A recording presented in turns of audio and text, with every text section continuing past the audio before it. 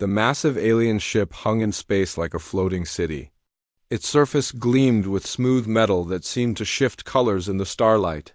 Commander Jiho pressed his face against the small window of the human transport vessel, watching as they approached the docking bay. His heart raced, but he kept his expression calm. This was humanity's first real meeting with the Galactic Coalition, and he could not afford to show fear. "Remember," Jiho said to his team, turning away from the window, "we are here to prove that Earth and humanity deserve a place among the stars. Be respectful, but do not let them treat us as lesser beings." Mena nodded from her seat. The young woman had spent years studying alien biology through the few transmissions Earth had received. Her hands shook slightly as she held her datapad. Next to her sat Do-Yun, the chief engineer who had helped design their transport ship. He looked angry already, his jaw tight. Sunho, their cultural expert, seemed the most relaxed of them all, but Jiho knew the man was nervous too. The transport shuddered as it locked into the alien docking system. Through the speakers came a voice speaking perfect English, though with an odd musical quality. "Welcome, representatives of Earth. Please proceed to the main assessment chamber. Administrator Veltak awaits your arrival." The airlock opened with a soft hiss. The four humans stepped into a corridor that stretched far beyond what seemed possible. The walls glowed with soft blue light, and the floor felt warm beneath their feet. Strange symbols moved across the walls like living text, rearranging themselves. As the humans walked past, "Incredible," Mena whispered, pulling out a small device to take readings. "The air composition is perfect for us." They must have studied our biology carefully. "Or they can adapt their environment instantly," Do-Yun muttered. "Show-offs!" Jiho shot him a warning look. They walked for what felt like kilometers before reaching a vast circular chamber. In the center stood a being that was clearly Administrator Veltek. The alien was tall and thin, with skin that looked like polished stone. 4 arms extended from its torso, each ending in delicate hands with too many fingers. Its head was egg-shaped, with large dark eyes that seemed to see everything at once. "Commander Jiho of Earth," Veltek said, its voice coming from speakers around the room rather than its mouth. "I am Administrator Veltak of the Galactic Coalition Resource Assessment Division. We are here to determine Earth's potential contribution to our great alliance." Jiho stepped forward and bowed slightly, as they had practiced. "We are honored to be considered for membership, Administrator. Humanity is eager to join the coalition and contribute to galactic peace and prosperity." Veltak's large eyes blinked slowly. "Yes, of course, please be seated. We have much to discuss."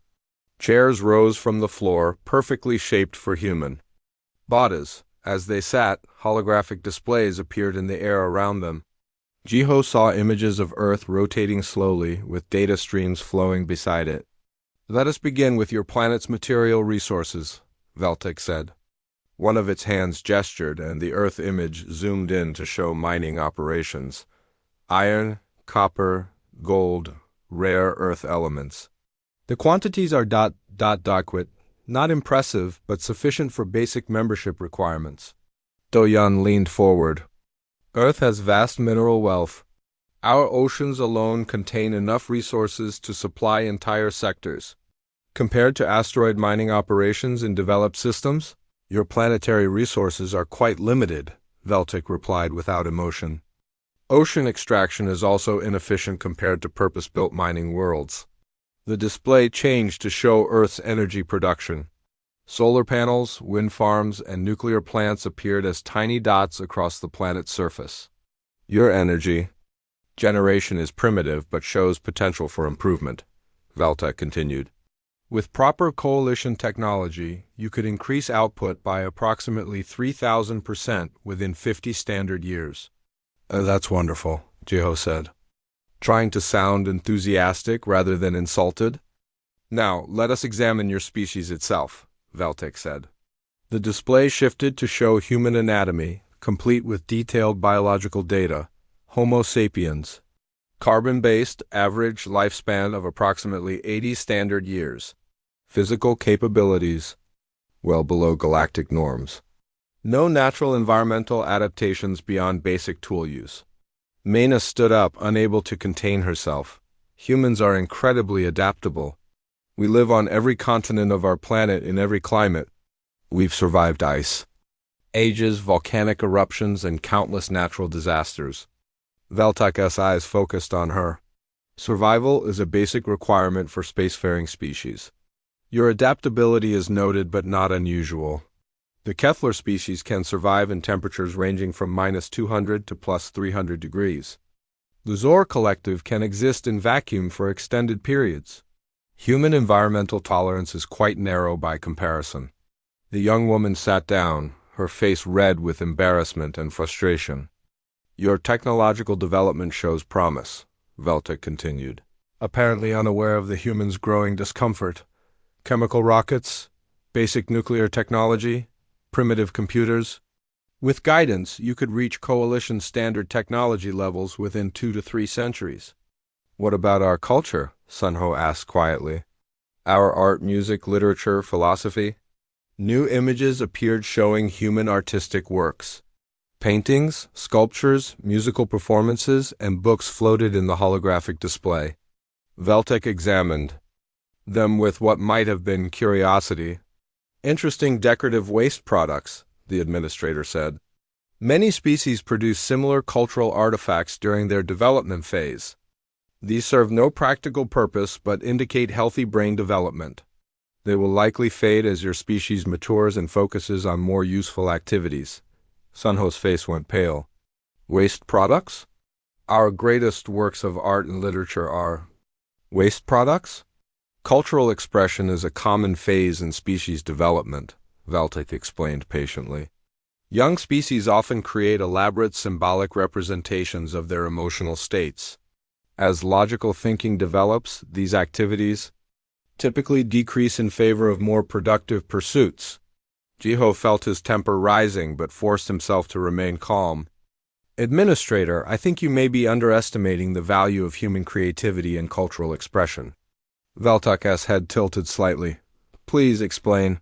Human creativity drives our scientific advancement, Jiho said carefully. Our greatest discoveries often come from thinking in new ways, from approaching problems differently than others expect. Innovation is valuable, Veltek agreed. However, your species' tendency toward unpredictable behavior patterns could be problematic in structured coalition operations. Logical, predictable species are preferred for most essential functions. The administrator gestured again, and new data appeared. Your species also shows concerning levels of internal conflict. Wars, criminal behavior, social unrest. This suggests poor emotional regulation and difficulty with authority structures. Those conflicts also drive us to improve, Doyon said angrily. We've overcome slavery, created democratic governments, developed concepts of universal human rights. Our struggles make us stronger. Inefficient, Veltek replied. Well-designed species require minimal social conflict.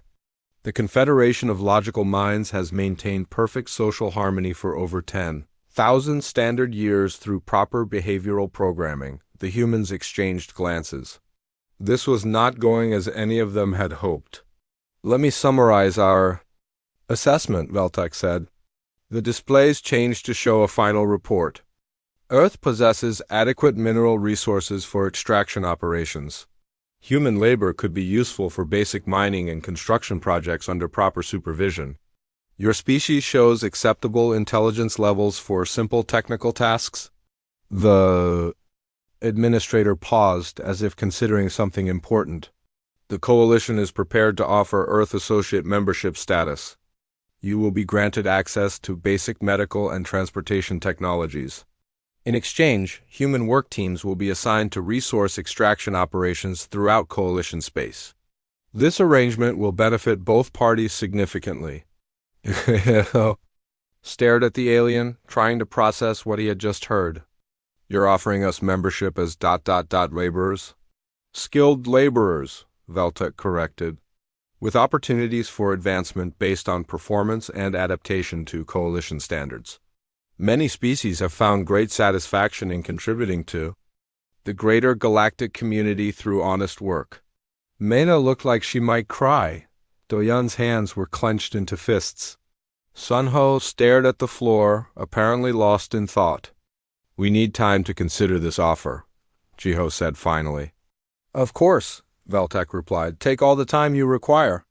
The coalition is patient. Your quarters have been prepared, and you may use our communication systems to consult with your planetary government." As they left the assessment chamber, walking back through the long glowing corridors, none of the humans spoke. The weight of disappointment hung over them like a heavy blanket. They had come to the stars hoping to join a community of equals, only to discover that humanity was seen as nothing more than a source of cheap labor. In his quarters that night, Jiho stared out at the starfield beyond the alien ship's windows. Somewhere out there was Earth, with its billions of people waiting to hear about humanity's first steps toward joining galactic civilization.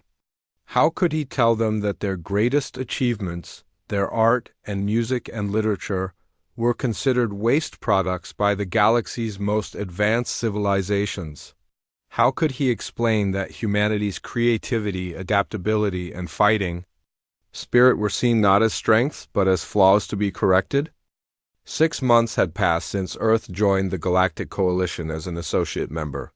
The reality of their new status had settled in like a cold weight on every human working throughout Coalition space. They were laborers, nothing more, scattered across dozens of worlds to perform the simple tasks that more advanced species found beneath them. Kyung wiped sweat from his forehead as he guided the massive mining drill deeper into the asteroid's core. Around him, the cavern echoed with the sounds of heavy machinery and alien voices giving orders. Zarian 7 was a mining station built inside a massive asteroid, its tunnels stretching for hundreds of kilometers in every direction. The work was hard, dangerous, and never-ending. "Move faster, human unit," barked Supervisor Grixtel, a creature that looked like a walking tree with too many eyes. The Velkaran mining team completed their section 2 hours ahead of schedule. "Your performance remains inadequate." Kyung nodded and pushed the drill controls harder. The Velkarans were built for this work, with natural rock-sensing abilities and bodies that could work for days without rest. Humans, with their soft skin and need for regular breaks, struggled to keep up. Every day brought new reminders of their limitations. On the other side of the galaxy, Hannah sat at a small desk in the corner of a massive research laboratory on Centauri Station. Her job was to input data into computer systems hour after hour while the real scientists worked on projects she was not allowed to understand. The Zephyrians, with their enlarged brains and perfect memory, handled all the actual research work. Humans were trusted only with simple, repetitive tasks. "Data entry completion rate is below standard," announced her supervisor through the communication system. "Increase efficiency or face reassignment to waste management duties." Hannah stared at the endless streams of numbers and symbols flowing across her screen. She had been a respected scientist on Earth with 3 degrees and dozens of published papers. Now she was nothing more than a typing machine, watched constantly to make sure she did not make mistakes or ask too many questions. Back on Zarian 7, disaster struck without warning. The main mining processor, a machine the size of a building, suddenly stopped working. Red warning lights flashed throughout the caverns as alarms blared. Without the processor, all mining operations would have to stop. The entire station's production would fall to zero. Kyung and his human team gathered around the massive machine with Chief Engineer Tholvex, a being that looked like a metallic spider with glowing eyes. The alien studied readouts on a handheld device, its mechanical voice filled with frustration. "Complete system failure in the primary processing core," Tholvex announced. "Cause unknown. Repair time estimate: 6 to 8 standard weeks while we wait for replacement parts from the nearest manufacturing facility." The other alien workers groaned and clicked in their various languages. 6 weeks without production meant massive losses for the mining company. Some workers might lose their jobs or be transferred to worse assignments. Kyung looked at the machine more carefully. He had worked with similar equipment on Earth, though much smaller and less advanced. Something about the failure pattern seemed familiar. "Chief Engineer," Kyung said carefully, "may I examine the processing core?" Tholvex's glowing eyes focused on him. "You are a drilling operator, human unit. This is advanced coalition technology far beyond your understanding." "I understand that, sir, but I have experience with similar mechanical systems. Perhaps I could identify something useful while we wait for the repair specialists." The alien engineer considered this for a moment. "Very well, but do not touch anything. Observation only." Kyung climbed up onto the machine's maintenance platform and studied the control panels. The readouts were in Coalition standard script, which all human workers had been forced to learn. As he read through the error messages, a pattern emerged that the alien computers had missed. "Chief Engineer," Kyung called down, "I think the problem might be in the cooling system overflow valve. If pressure built up over time, it could cause a cascade failure that would shut down the entire processing core." Tholvex climbed up beside him, its metal limbs clicking against the platform. "The cooling system is functioning within normal parameters according to all diagnostic readings. But look at this," Kyung pointed to a series of numbers on one screen. "These pressure readings show small fluctuations over the past several days. The diagnostic system might not recognize them as problems because they're still within acceptable ranges, but the pattern suggests a valve that's sticking slightly." The alien engineer studied the data for several minutes. "Even if your theory is correct, we do not have replacement parts for the cooling system. The machine will still be inoperative for weeks." Kyung looked around the maintenance area and spotted a collection of spare parts and tools. An idea began forming in his mind. The kind of creative problem-solving that humans did naturally but aliens seemed to find impossible. "What if we don't replace the valve?" Kyung suggested. "What if we bypass it entirely and create a temporary pressure release system using those spare parts?" Tholvex followed his gaze to the collection of components. "Those parts are not designed for integration with this system. Such a modification would violate operational protocols." "But would it work?" Kyung pressed. The alien was quiet for a long time, its electronic brain apparently running calculations. "The engineering principles suggest it might function temporarily, however it would be highly irregular." "Irregular, but possible?" "Yes, but—" "Then let's try it," Kyung said, already reaching for tools. "The worst that happens is we're still broken while waiting for proper parts. The best that happens is we get back to work today." What followed was the strangest 3 hours in Zarian 7's history.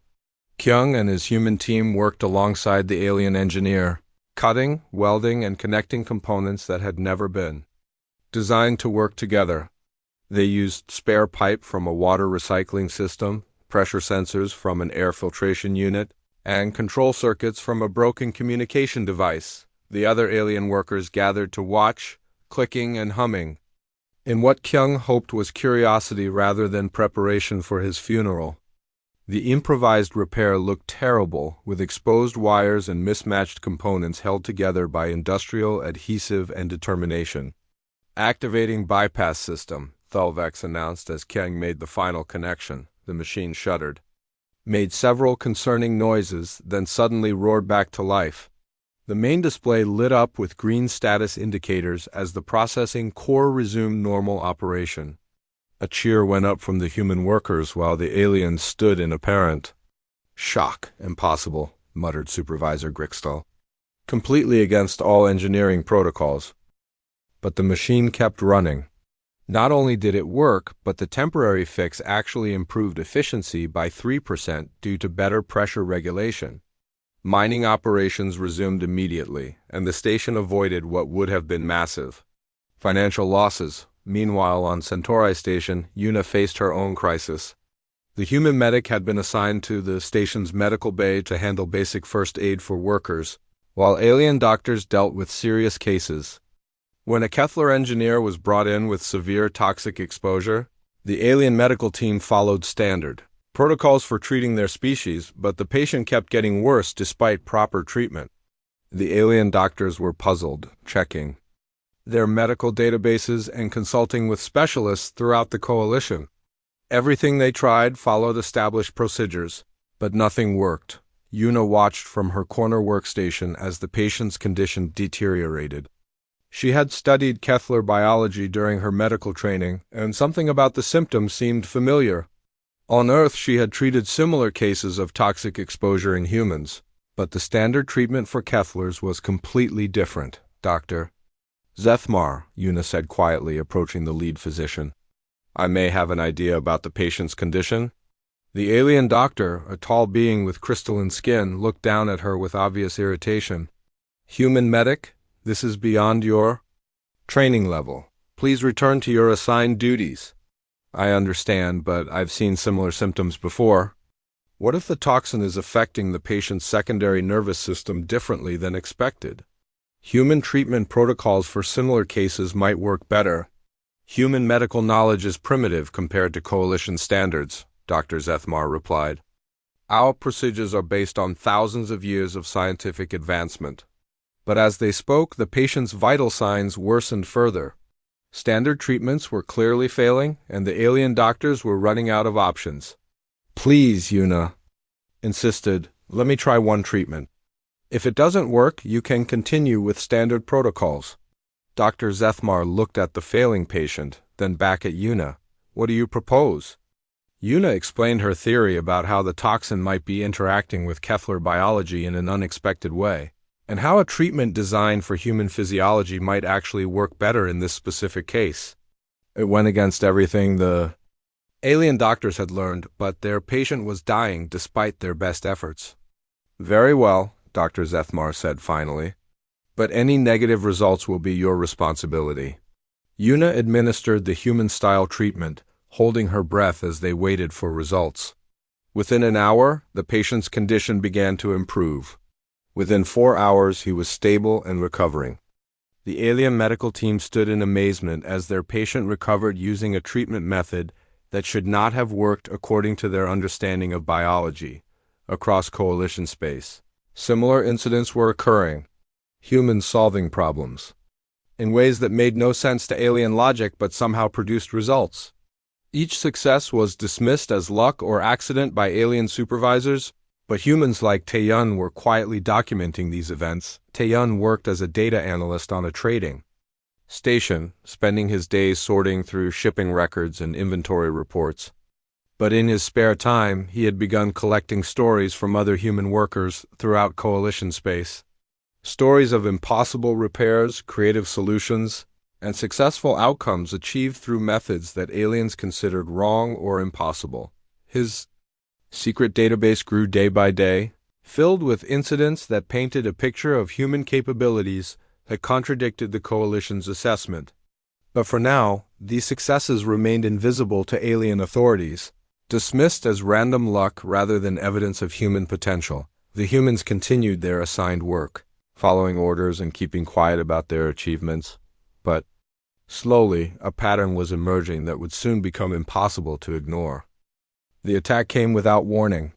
Across the coalition's outer rim, defense stations went silent one by one, their signals cutting off mid-transmission.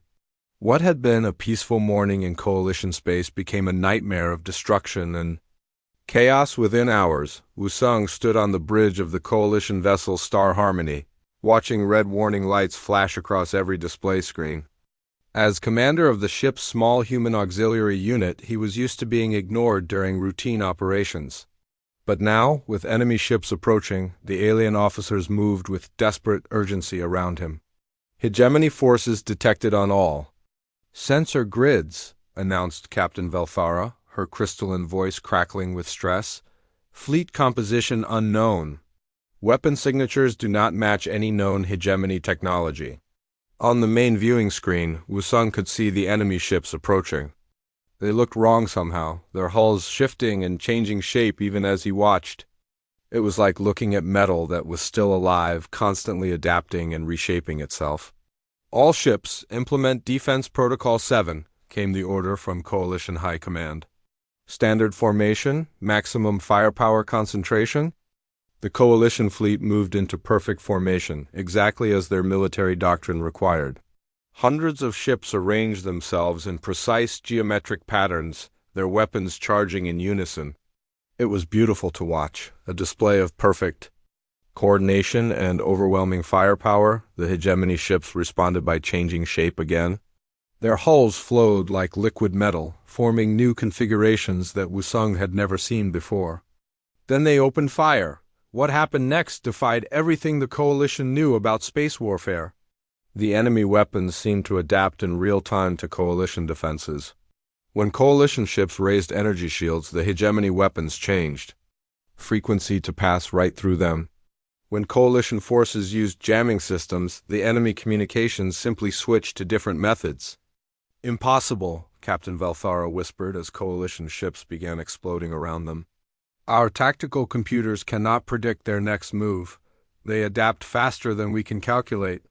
Wusung watched in horror as the perfectly organized Coalition fleet was torn apart. Ships that had seemed invincible moments before were reduced to floating debris. The enemy was not just winning, they were learning from every Coalition response and adapting faster than seemed possible. "All ships retreat to Jump Point Gamma," came the panicked order from what remained of Coalition command. "Evacuate all non-essential personnel from border worlds immediately." Captain Valthara began issuing evacuation orders, but Wusung could see the mathematics of the situation. There were not enough ships left to evacuate everyone. Millions of Coalition citizens on border worlds would be left behind to face the hegemony advance. "Captain," Wusung said, stepping forward, "request permission to take my unit to assist with civilian evacuation." The alien captain looked at him with what might have been surprise. "Commander Wusung, evacuation operations require experienced personnel. Your unit lacks proper training for such complex operations. We can help carry people, load supplies, anything that needs doing," Wusung insisted. "Every ship that stays behind means more lives saved." Captain Valthara was quiet for a moment, watching more Coalition vessels disappear from her tactical display. "Very well. Take your transport and assist where possible, but maintain safe distance from combat operations." Wusung gathered his small team of humans quickly. There were only 20 of them aboard the Star Harmony, assigned to maintenance and cargo duties. They were not soldiers, just workers with basic training. But as they climbed aboard their small transport vessel, each one looked determined to help. Their first destination was Kepler Station, a research facility orbiting a gas giant. The station housed nearly 50,000 civilians, including families and children. Coalition evacuation ships were already there, but the process was moving too slowly. At the current rate, they would need days to evacuate everyone, but enemy scouts were already approaching the system. "Transport 77, maintain distance and await instructions," came the order from the evacuation coordinator. "Civilian vessels are not authorized for direct rescue operations." Wusung looked at his team. Minjae, a young maintenance worker, was monitoring enemy movement reports. The hegemony advance was moving faster than predicted. They had hours, not days. "Sir," Minjae said quietly, "if we follow standard evacuation procedures, most of those people are going to die." Wusung made a decision that went against every order he had received since joining the Coalition. "All Coalition ships, this is Transport 77. We are beginning unauthorized evacuation runs to maximize civilian rescue." "Transport 77, you are ordered to maintain safe distance," came the angry response. "Civilian vessels are not equipped for emergency operations. Understood, Control." Beginning approach to Station Docking Bay 7. What followed was the most intense 6 hours of Wusung's life. His small human team worked frantically to load civilians onto their transport, making trip after trip between the station and the evacuation ships. They ignored safety protocols, overloaded their vessel beyond safe limits, and flew routes that would have terrified trained pilots, but it worked. While the official evacuation ships followed careful procedures and safety regulations, the humans crammed people into every available space and flew dangerous shortcuts that cut travel time in half. They saved thousands of lives through pure determination and willingness to break rules. Meanwhile, Sahi worked desperately in the station's communication center. The young woman had been assigned to monitor civilian communication channels, But now she faced a bigger problem. Hegemony forces were intercepting coalition communications and using that information to predict their movements. Every time coalition forces tried to coordinate a retreat or plan a defense, the enemy seemed to know exactly what they were planning. It was as if the hegemony could read their minds. "They are breaking our encryption faster than we can change it," reported the station's alien communication officer. Standard coalition codes are useless against their adaptive systems. Sai had an idea that would have seemed crazy to any alien. Mind, instead of using mathematical encryption, what if they used something the enemy computers could not analyze? Something based on human culture and experience rather than logical patterns? "Sir," she said to the communication officer, "what if we try using cultural references instead of mathematical codes? References that only coalition personnel would understand?" The alien looked at her with confusion. Cultural references are not secure. They lack mathematical precision. "But they require cultural knowledge to decode," Sahi explained. "The hegemony might be able to break mathematical encryption, but can their computers understand jokes, movie quotes, or historical references?" With no other options available, they decided to try Sahi's idea. She began encoding messages using references to human movies, books, and cultural events. A retreat order became timed to follow Dorothy back to Kansas. Weapon status reports used sports terminology. Tactical positions were described using cooking recipes. The system worked perfectly. Hegemony forces, despite their advanced adaptive technology, could not decode messages that required cultural understanding rather than mathematical analysis. For the first time since the war began, coalition forces could communicate without the enemy knowing their plans, but the real breakthrough came when Junho faced an entire hegemony squadron alone. The young pilot had been assigned to fly reconnaissance missions in a small, lightly armed scout ship. When his unit was wiped out during a patrol, he found himself surrounded by enemy vessels that should have destroyed him easily. Jun, oh, he was going to die. His small ship had no chance against a full squadron of hegemony warships. Their adaptive systems would analyze his every move and counter it perfectly. Any logical tactical response would be predicted and defeated. So Junho decided to stop being logical. Instead of following any known combat doctrine, he began flying in patterns that made no sense. He would charge directly at enemy ships, then suddenly veer away at the last second. He used his weapons in combinations that wasted energy and violated every principle of space combat. He even began spinning his ship randomly while firing in directions that had no tactical value. The results were extraordinary. The hegemony adaptive systems, designed to predict and counter logical tactical responses, could not cope with completely illogical behavior. Their computers tried to find patterns in Junho's actions, but there were no patterns to find. He was simply doing whatever felt right in each moment, guided by instinct rather than training. Within minutes, Junho had destroyed 3 enemy ships and disabled 2 others. The remaining hegemony vessels retreated, their adaptive systems apparently overwhelmed by behavior they could not understand or predict. The victory sent shockwaves through coalition command. For the first time since the war began, a coalition pilot had defeated superior hegemony forces. But the victory made no sense according to any military analysis.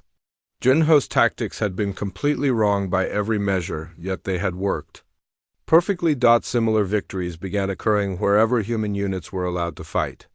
Small groups of humans, using tactics that seemed random and chaotic, began winning battles against impossible odds. Each victory confused coalition analysts more, but the pattern was becoming clear. Human unpredictability, the very trait that aliens had dismissed as a flaw, was proving to be an unbeatable weapon against an enemy that relied on prediction and adaptation. As reports of these impossible victories reached coalition high command, military leaders began to realize something important. Maybe humanity's greatest weakness was actually their greatest strength. Maybe the galaxy needed soldiers who could win by being completely, utterly, magnificently unpredictable. The war was about to change in ways no one could have predicted. The coalition high command meeting room had never seen so much chaos. Admiral Zexther, the supreme military commander, stood before a wall of screens showing battle reports from across the galaxy. Every display told the same impossible story. Human units were winning battles they should have lost. "Explain this to me again," Admiral Zexther said, his voice carrying the weight of 3 centuries of military experience. "A single human pilot destroyed an entire hegemony squadron using tactics that violate every principle of space combat." General Kethfer, the Coalition's chief tactical analyst, shifted uncomfortably. His species prided itself on logical thinking and mathematical precision. What the humans were doing made no sense to his carefully trained mind. According to the battle recordings, pilot Junho used completely random flight patterns, General Kethfer reported. No formation discipline, no energy conservation, no tactical coherence. By all calculations, he should have been destroyed within the first 60 seconds of combat. "Yet he won," Admiral Zexther stated flatly. "Yes, sir." The hegemony adaptive systems appeared to malfunction when faced with his unpredictable behavior. Patterns. Admiral Zexther studied the recordings again. On screen, he watched the small human ship weaving through enemy fire like a leaf blown by wind. There was no pattern, no logic, no reason to the pilot's movements. It looked like madness, yet it had achieved victory against impossible odds. What about the other incidents? The Admiral asked. General Kethfer activated more screens. Human Commander. Wusung successfully evacuated 47,000 civilians using methods that violated 17 different safety protocols. Human Communication Specialist Sahi created an encryption system based on cultural references that the hegemony cannot decode. Human teams across 12 sectors have achieved tactical victories using methods that our computers classify as errors. The room fell silent as the weight of this information settled over the assembled officers. For months, they had been losing the war against an enemy that seemed to predict their every move. Now, suddenly, the tide was turning because of tactics. That made no logical sense. Sung-yin entered the meeting room carrying a thick data tablet. The human strategic advisor had requested this meeting after analyzing hundreds of battle reports. His normally calm expression showed excitement and determination. "Admiral," Sung-yin said, bowing respectfully, "I believe I can explain what is happening." "Please do," Admiral Zexther replied, "because none of my best analysts can make sense of these results." Sung-yin activated a holographic display showing the hegemony's adaptive warfare system. The enemy's greatest strength is their ability to analyze our tactics and develop countermeasures faster than we can adapt. Their computers process thousands of variables simultaneously, predicting our moves before we make them. The assembled officers nodded. This much they understood. "But," Sung-yin continued, "their system has a critical weakness. It requires predictable patterns to function. When faced with truly random behavior, it cannot calculate effective responses." "Random behavior is not a military strategy, General," Kethfer protested. "Chaos leads to defeat, not victory." "Not chaos," Sung-yin corrected. "Controlled unpredictability. Humans have a unique ability to think creatively under pressure, to find solutions that logical analysis would never consider. What you call random behavior, we call adaptive thinking." Admiral Zexther leaned forward. "Are you suggesting that human irrationality is actually a tactical advantage?" "I am suggesting that human creativity and flexible thinking represent capabilities that the Coalition has never properly utilized," Sung-yin replied. "In situations where conventional tactics fail, human unconventional thinking provides alternatives." The Admiral was quiet for a long moment, studying the battle reports again. Slowly, a new understanding began to form in his ancient mind. "General Kethfer," he said finally, "I want you to work with Strategic Advisor Sung-yin to develop new tactical doctrines incorporating human methods. If unpredictability is a weapon, then we need to learn how to use it." Across the galaxy, the effects of this decision rippled outward like waves. Yunji found herself promoted from maintenance worker to tactical consultant, assigned to work with Coalition military analysts to understand human problem-solving methods. "The key is not to eliminate logic," Yunji explained to a room full of alien officers, but to use logic in unexpected ways. When the enemy expects response A, we give them response Q when they prepare for direct assault. We attack from directions they did not know existed. The alien officers listened with obvious confusion, but they could not argue with results. Human-inspired tactics were winning battles. Across multiple fronts, Dong-Yun led training sessions trying to teach other species how to think like humans. It was frustrating work, since most alien minds were designed for logical, predictable thought. Patterns. Imagine you are trapped in a room with no doors, Dong-Yun said to a class of young alien officers. Standard protocol would be to search for hidden exits or call for rescue. What else could you do? The alien students offered logical suggestions: analyze the wall structure, check for ventilation systems, attempt to signal through barriers. All reasonable approaches. What about making your own door? Dong-Yun suggested. Or going through the floor, or convincing the room that it wants to let you out. The aliens stared at him with obvious bewilderment. To their minds, these suggestions made no sense. Rooms could not want things.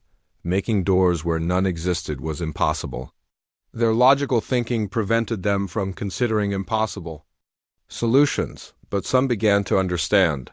A few younger aliens started asking questions about human creativity, about how humans could imagine solutions that violated known rules.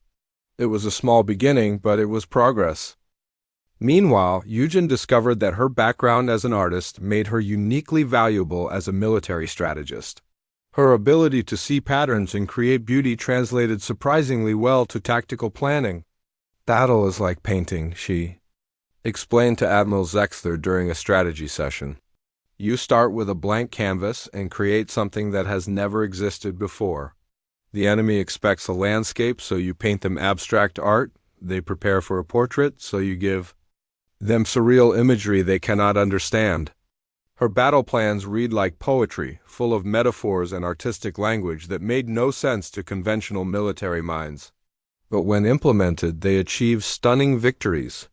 Enemy forces, expecting logical tactical responses, found themselves facing strategies that seemed to follow aesthetic principles rather than military doctrine. Hyunwoo proved equally valuable in diplomatic efforts. While alien diplomats focused on trade agreements and logical mutual benefits, the human approach proved more effective with many species. The Kethler Confederacy values honor above profit, Hyunwoo explained to coalition diplomatic staff. Traditional negotiations offer them resources and technology. But what they really want is respect and recognition of their warrior heritage. Instead of presenting detailed economic proposals, Hyunwoo spoke to Kethler representatives about courage, sacrifice, and the honor of standing together against a common enemy. He told stories of human heroes and asked to hear Kethler legends in return. Within days, species that had remained neutral for centuries were volunteering to join. The fight against the hegemony, the transformation was remarkable to witness. Coalition forces that had been retreating for months suddenly began advancing. Defensive positions held against overwhelming odds. Supply lines that should have been cut remained operational through creative rerouting and unconventional protection. Methods. Most importantly, hegemony adaptive systems began to malfunction when faced with human-influenced tactics. Their computers, designed to process logical military behavior, could not cope with strategies that followed artistic, cultural, or emotional patterns instead of mathematical ones. Jiang commanded the first joint species task force to fully embrace human tactical doctrine. Her fleet included vessels from 12 different coalition species, all following battle plans that would have been rejected as impossible just months earlier. Remember, she told her mixed crew before their first major engagement, the enemy expects us to behave logically, so we will behave creatively. When they predict left, we go diagonal. When they prepare for frontal assault, we attack from inside their own formation. Trust your instincts, not your computers. The battle that followed became legendary in coalition military history. Jiang's fleet faced a hegemony force 3 times their size, in a system where defeat seemed certain. But her ships moved like Dancers rather than soldiers, creating patterns that confused enemy targeting systems and opened gaps where none should have existed. When the hegemony adaptive systems tried to predict the next human move, they found only chaos.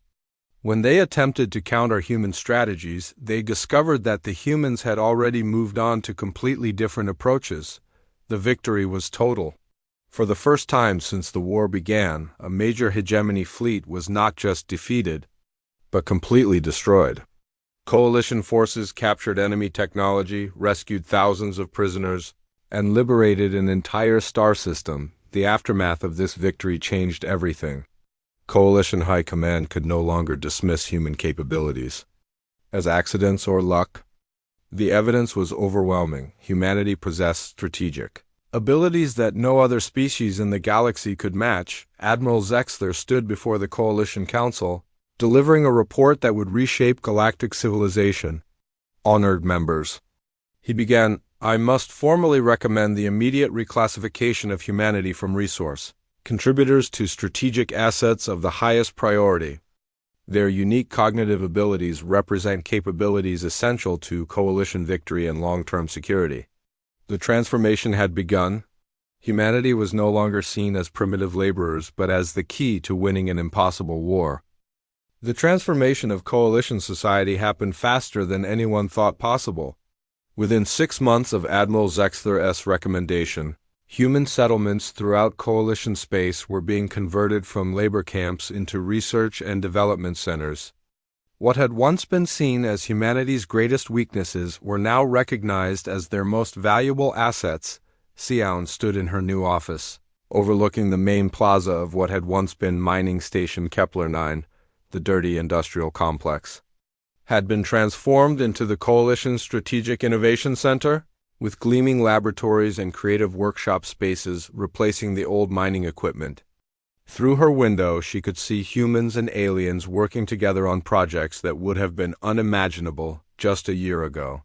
Director Xian, came a voice from her communication system. The Council of Species is ready for your presentation. Xian straightened her uniform and picked up the data tablet containing her report. As the newly appointed Director of Coalition Strategic Innovation, she would be presenting humanity's first major policy proposal to the galaxy's governing body.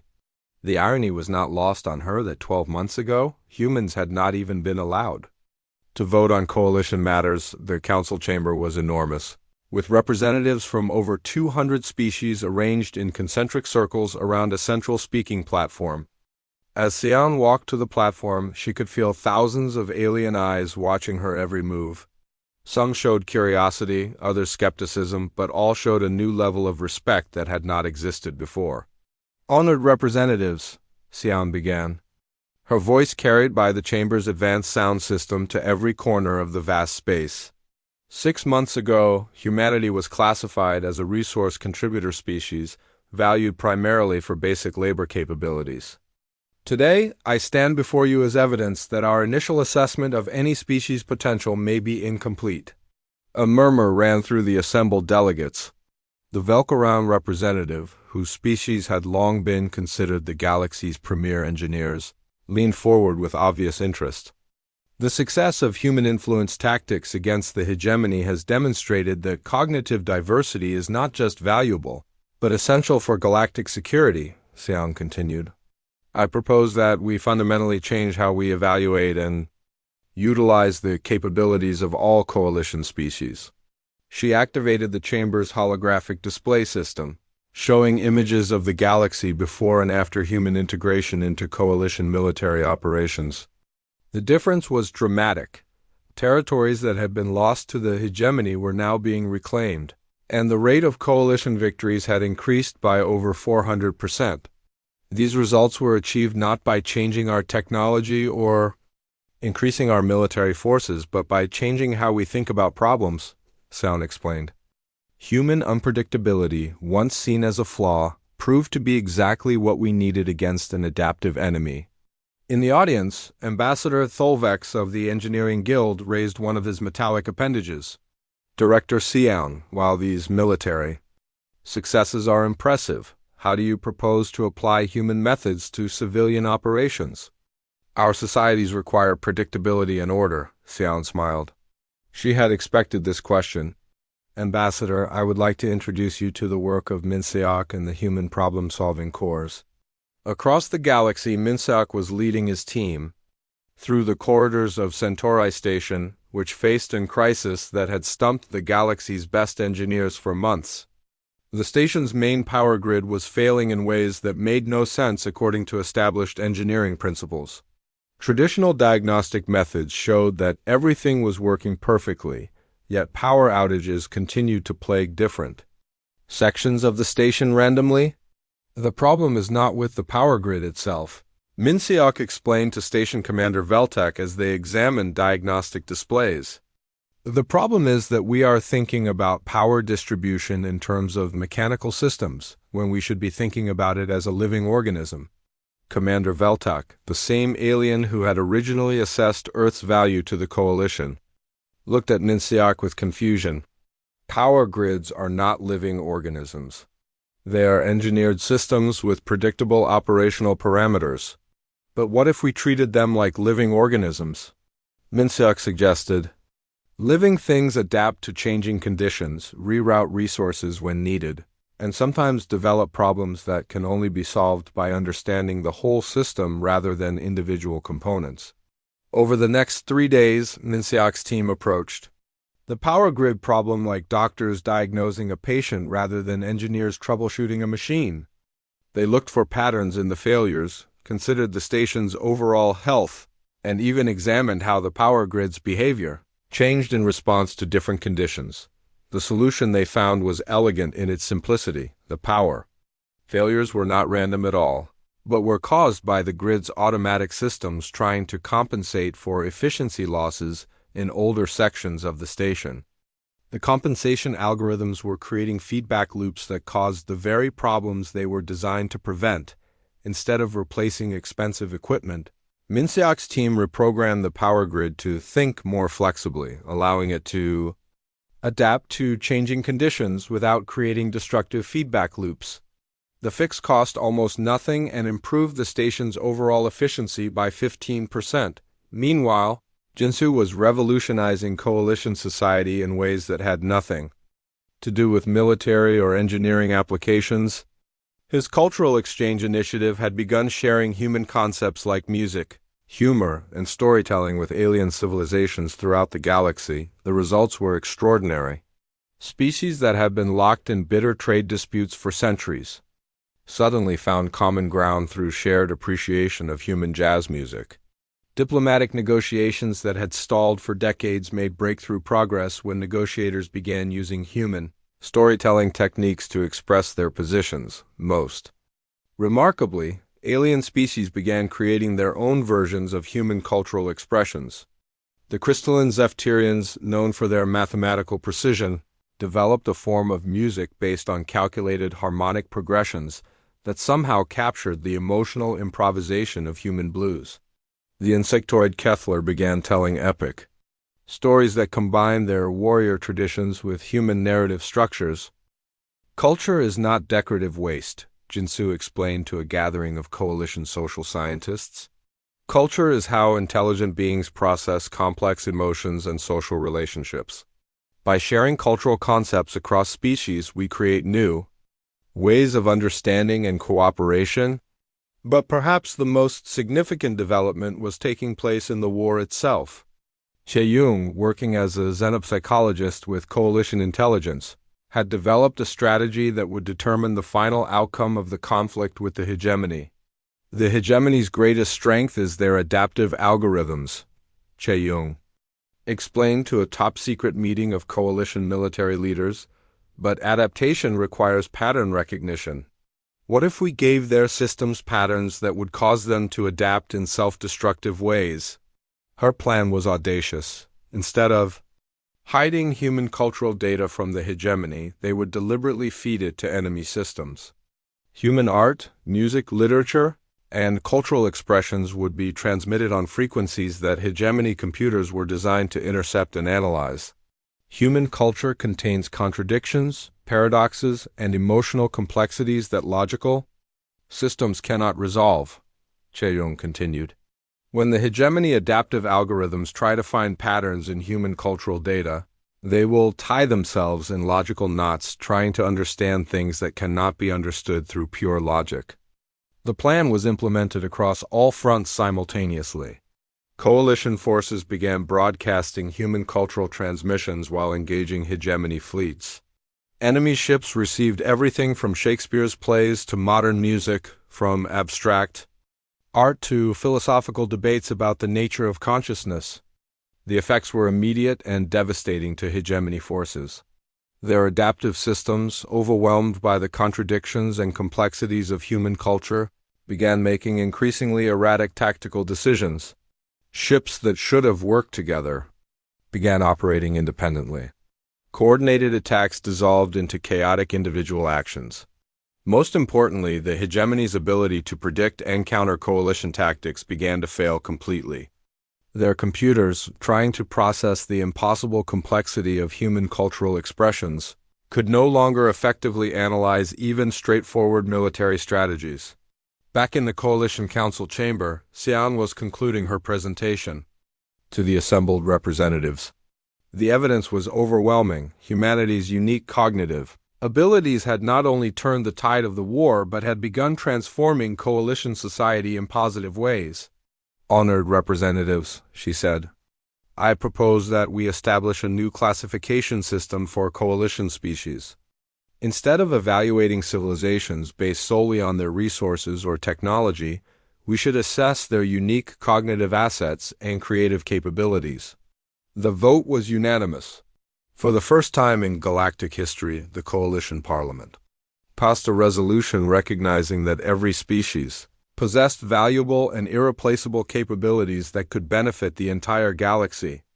The formal recognition came in the form of a new treaty designation, Strategic Assets of the First Order. Humanity was no longer a junior member of galactic civilization, but an essential partner whose unique abilities were considered vital to the Coalition's future. As news of the vote spread throughout Coalition space, celebrations erupted on human settlements across the galaxy. But for most humans, the real victory was not in the recognition itself, but in what it represented. The galaxy had finally learned to see strength in diversity, value in unpredictability, and wisdom in the very qualities that made each species unique. The transformation was complete. Humanity had found its place among the stars not by becoming more like other species, but by teaching the galaxy to appreciate the value of being different. 5 years had passed since the Great Transformation began, and the galaxy bore little resemblance to what it had been before humanity's arrival.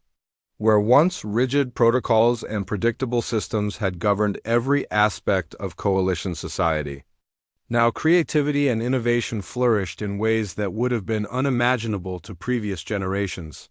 Hajun stood at the podium in the Grand Assembly Hall of the Coalition capital, looking at representatives from over 300 species.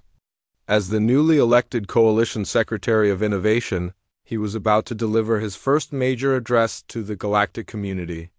The irony was not lost on him that 5 years ago, humans had been considered too primitive to participate in galactic governance.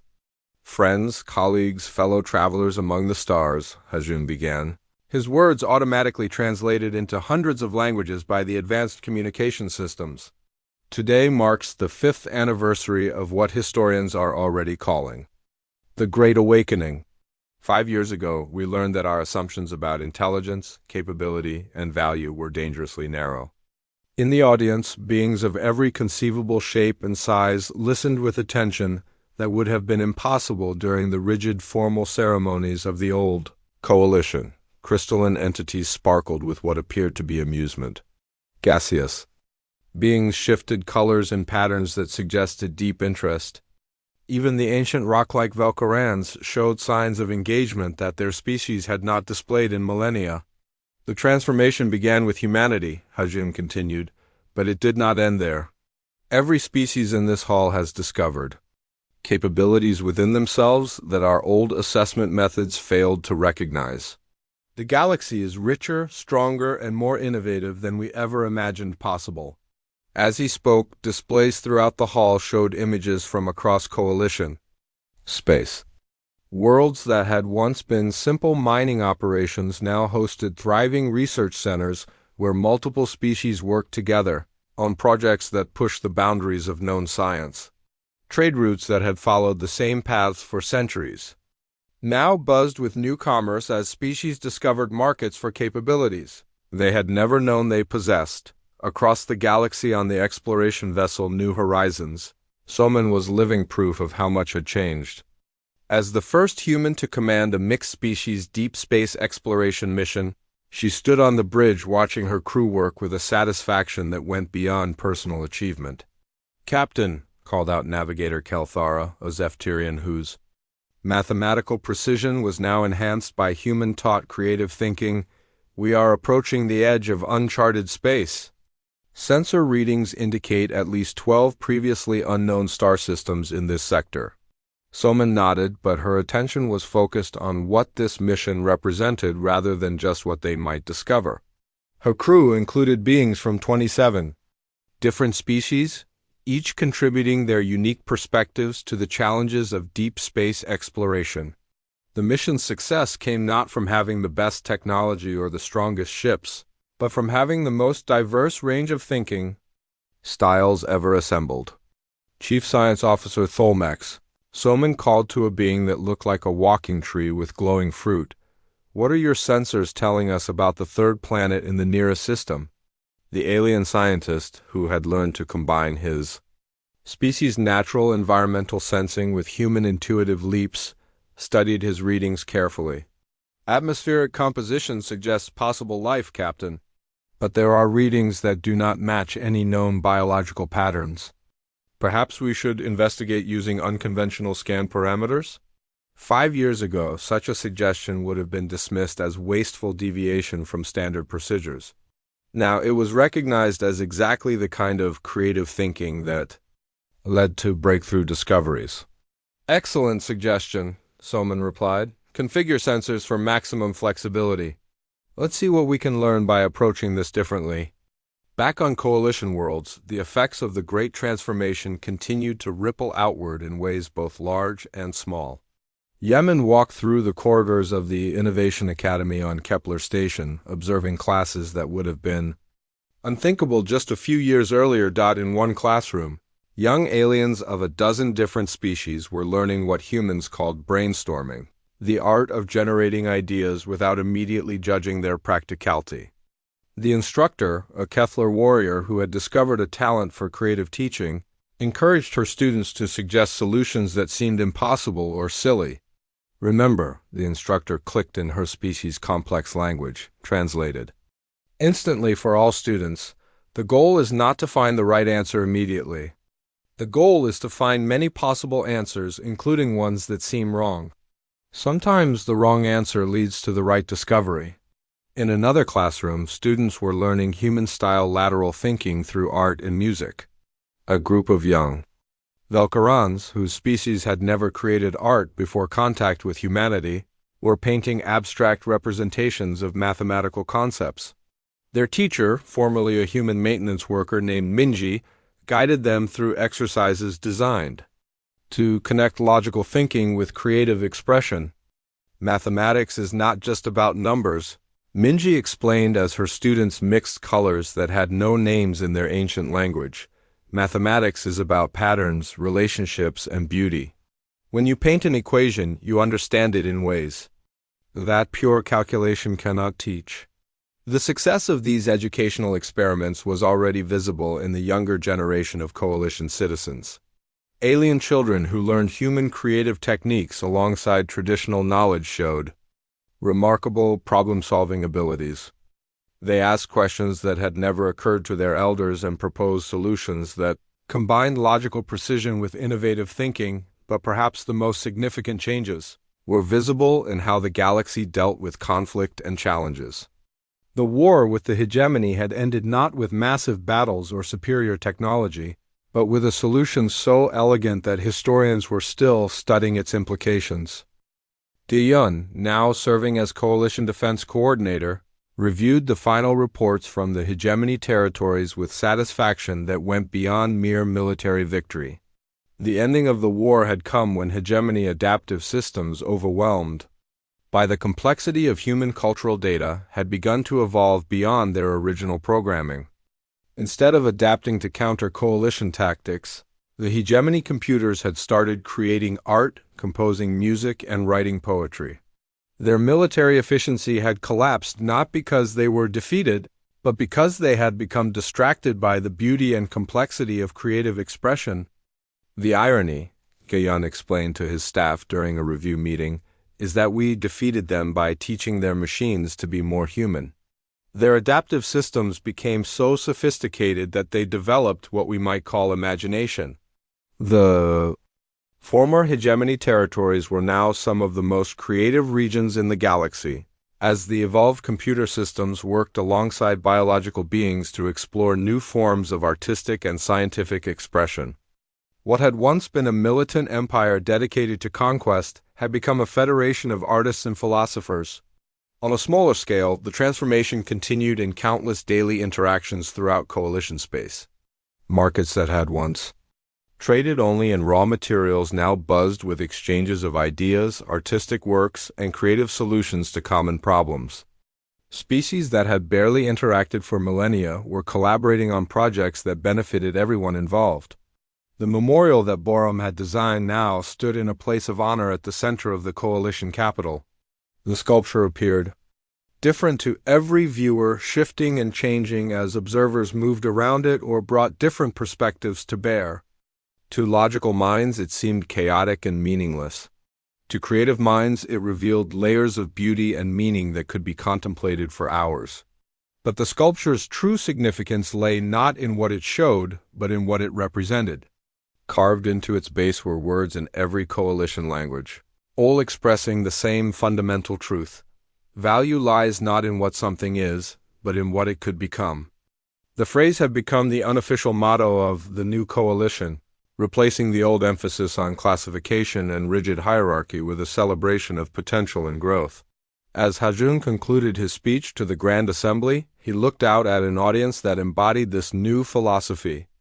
Representatives who had once sat in predetermined positions based on their species. Official status now arranged themselves in dynamic groups that changed based on the topics being discussed.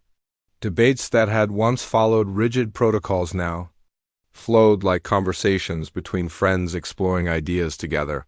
5 years ago, Hajun said, humanity was assessed as a resource contributor with minimal potential for advancement. Today, we understand that every species, every individual, every idea has the potential to transform our galaxy in ways we cannot predict. The applause that followed was unlike anything heard in the old coalition chambers. Instead of the formal, measured approval of past assemblies, the hall erupted with expressions of joy and appreciation in hundreds of different forms. Some species clapped, others changed colors, still others produced musical tones or released pleasant scents.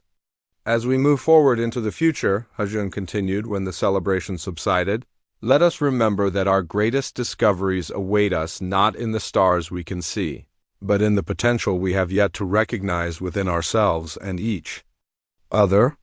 The session ended with something that would have been impossible in the old coalition, a spontaneous celebration as representatives from different species mingled freely, sharing stories, ideas, and expressions of friendship that crossed every boundary of biology and culture. Outside the assembly hall, the galaxy continued its great transformation. Ships carrying explorers, artists, scientists, and dreamers departed for unknown regions of space. Research stations pushed the boundaries of knowledge in directions that had never been considered before. Most importantly, beings throughout the galaxy looked at each other not as resources to be utilized or competitors to be defeated, but as potential partners in creating a future that none of them could imagine. Alone, the age of assessment and classification was over. The age of infinite possibility had begun.